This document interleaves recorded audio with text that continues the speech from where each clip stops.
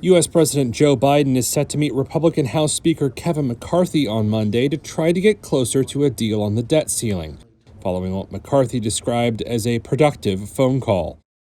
Biden told reporters upon his return to the White House from Japan that the call went well, and McCarthy struck a more positive tone on the issue on Sunday, despite no sign of a final agreement being hammered out.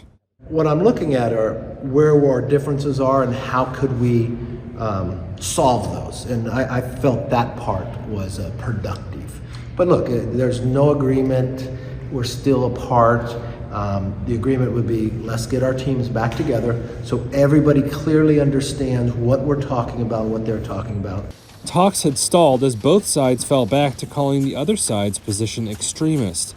Biden, who was in Hiroshima for the Group of Seven summit, said before the call that Republicans' demands were unacceptable. Democrats have been pushing to hold spending steady at this year's levels, while Republicans want to return to 2022 levels. Last month, the Republican-led House passed legislation that would cut government spending by 8%.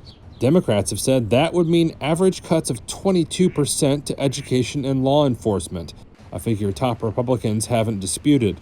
In any case, they're on a tight schedule to strike a deal before June, with risk of default already putting markets on edge.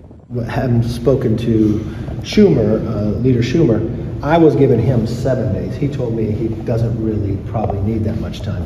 We need to post a bill to whatever we agree to. It takes some time to write it. We have to have it 3 days, 72 hours, before we could vote on it. Then it would go to the Senate.